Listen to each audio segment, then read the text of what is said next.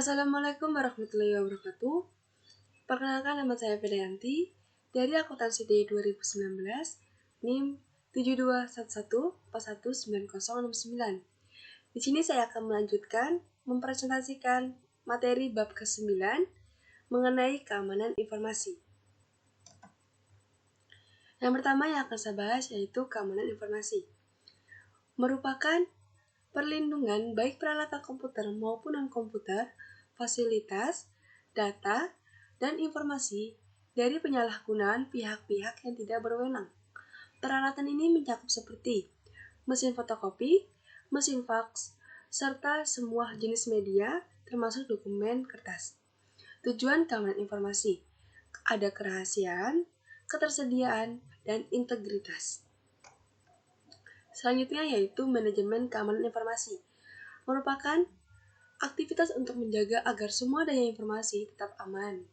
Nah, ada juga aktivitas untuk menjaga agar perusahaan dan sumber daya informasinya tidak berfungsi setelah adanya perencanaan.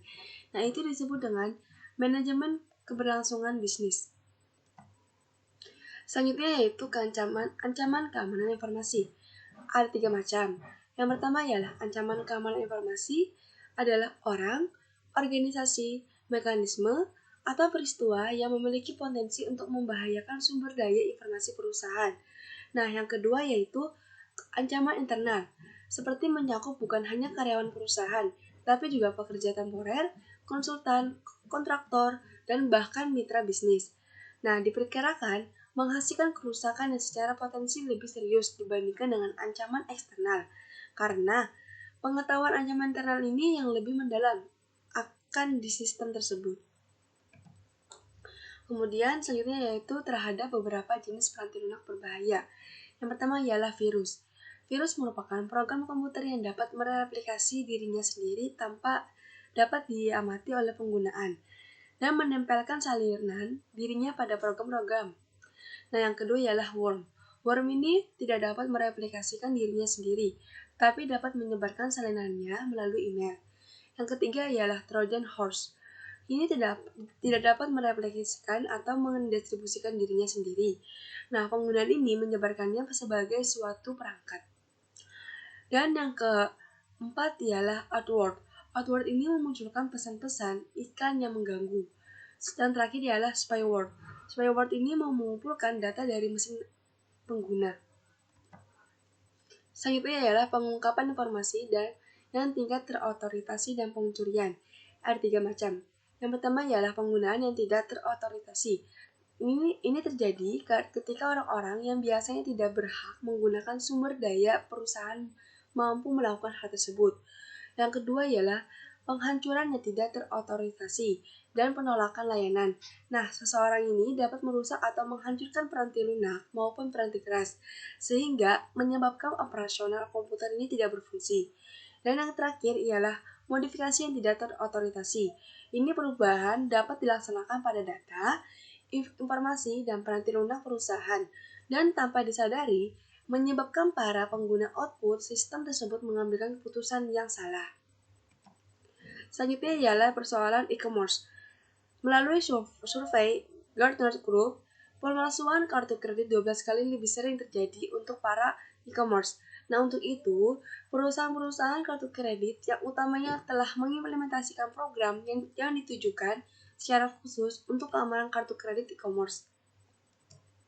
Selanjutnya yaitu praktik keamanan yang diwajibkan oleh Visa. Ada beberapa macam, meliputi memasang dan memelihara firewalls.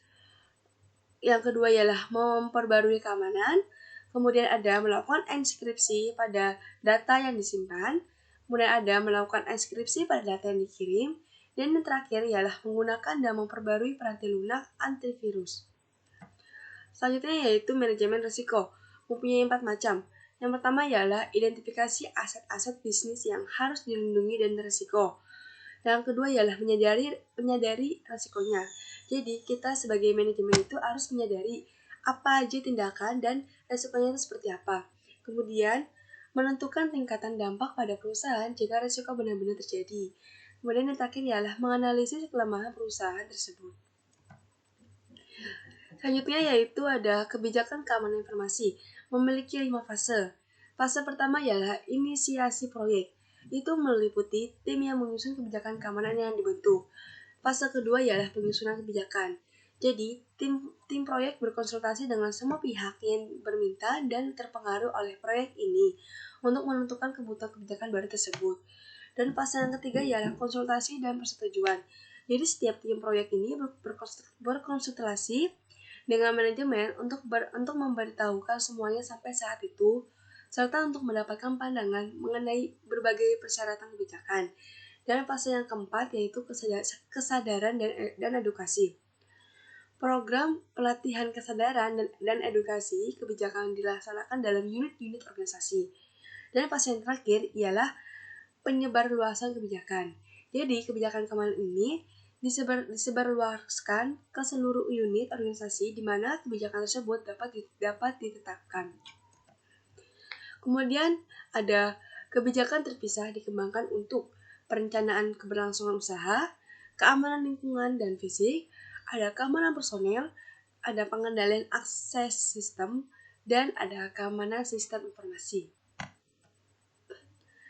Pengendalian atau kontrol merupakan mekanisme yang diterapkan baik untuk melindungi perusahaan dari resiko atau untuk meminimalkan dampak resiko tersebut pada perusahaan jika perusahaan mengalami resiko tersebut terjadi. Nah, macam-macam pengendalian ini ada 3 macam. Yang pertama ialah pengendalian teknis. Itu merupakan pengendalian yang menjadi satu di dalam sistem dan dibuat oleh para penyusun sistem selama masa siklus ini penyusun sistem. Kemudian yang kedua ialah pengendalian formal. Itu merupakan mencakup penentuan cara berperilaku, dokumentasi, prosedur, dan praktik yang diharapkan, dan pengawasan serta pencegahan perilaku yang berbeda dan panduan yang berlaku. Kemudian yang ketiga ialah pengendalian informal. Ini mencakup program pelatihan dan edukasi serta program pembangunan manajemen. Sekian dari presentasi saya, kurang lebih mohon maaf. Wassalamualaikum warahmatullahi wabarakatuh.